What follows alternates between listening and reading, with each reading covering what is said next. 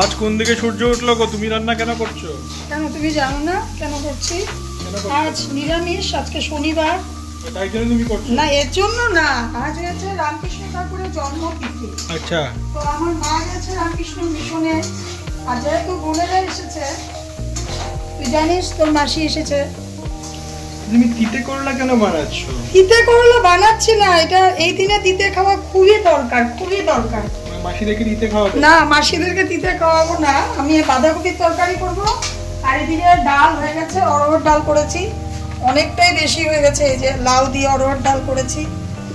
আর এদিকে তিতে করলা হচ্ছে, ভাতও হয়ে গেছে,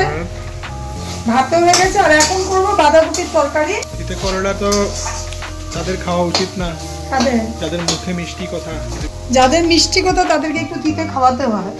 বেশি মিষ্টি খেতে খেতে আবার পিঁপড়া ধরে যাবে, তো তাই মাঝে মধ্যে একটু যাদের মিষ্টি কথা তাদেরকে একটু তিতা খাওয়ানো দরকার। আচ্ছা, চলো স্টার্ট করি ভিডিওটা। তো আমি আসছি এখন ডাল খেতে।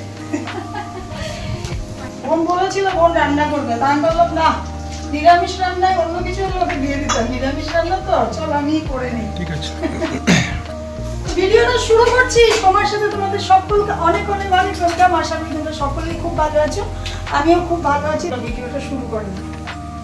লাউ দিয়ে ডাল বানিয়েছে দিদি, লাউ ডাল। এই দেখো, এই যে কি এনেছিস দেখা।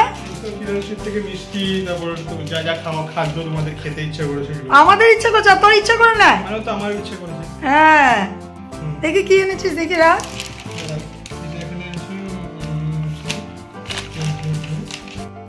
ওয়াও, আমাকে কি সুন্দর লাগছে, দেখ ফিল্টারটাতে, একটু দেখ না, ফিল্টারটাতে দেখ আমার পুরোগুলো কি সুন্দর করে দিয়েছে। অ্যাকচুয়ালি কি আমি ফিল্টারে সুন্দর নাকি সত্যিকারের সুন্দর?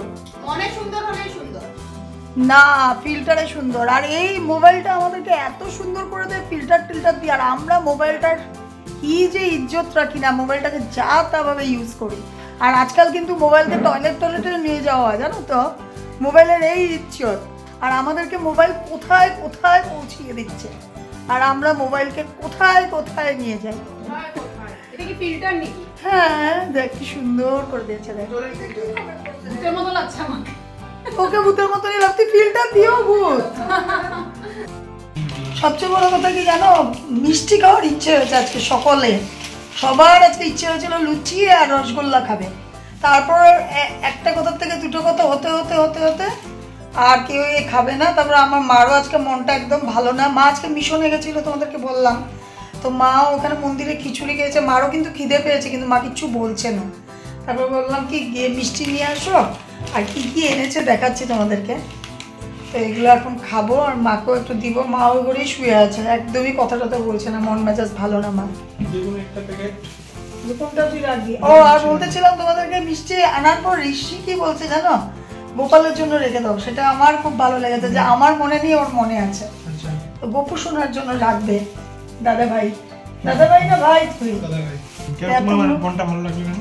তুই ভেবেছিস যে আমি ভুলেই গেছিলাম? আমার মনে রাখার কথা না, আমি একটা মা, এটা সবারই মনে রাখার কথা।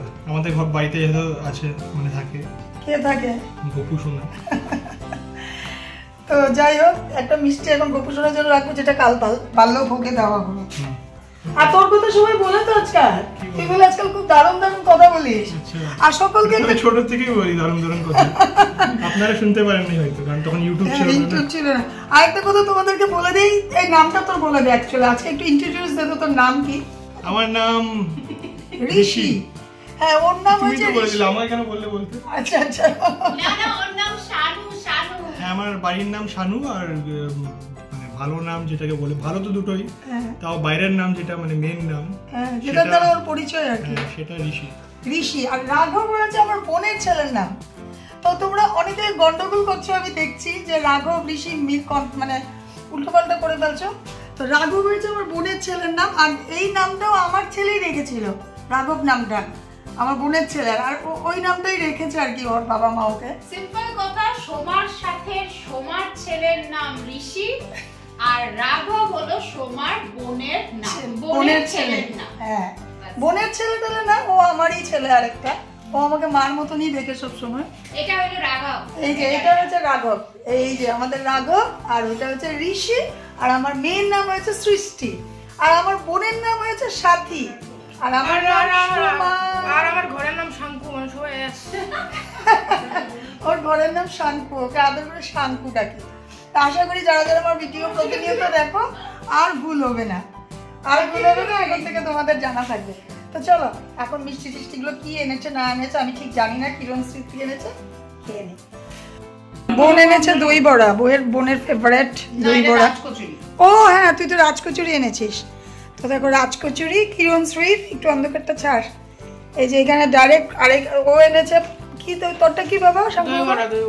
দই বড়া। মাও কিন্তু রাজকচুরি খাচ্ছে, 1 প্লেট এনেছে। আর আমি এনেছি চন্দ্রপুলি একটা, আর এই যে 2 রকমের মিষ্টি, আর এখানে একটা মিষ্টি।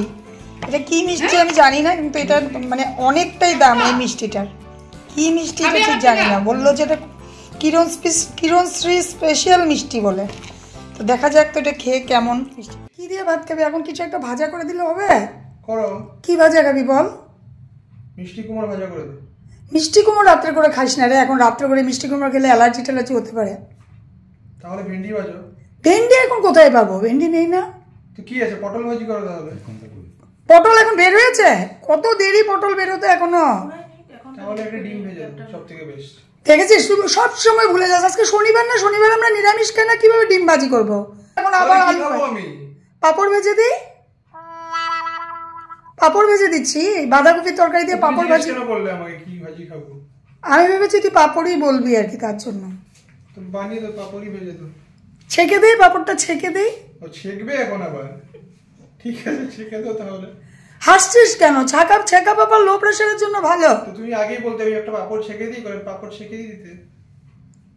এখানে বৃষ্টি হচ্ছে বাইরে, বহুত জোরে জোরে বৃষ্টি হচ্ছে, মাত্র আসছে 5 মিনিট আগে। আর আমার মাম দেখো কি করছে।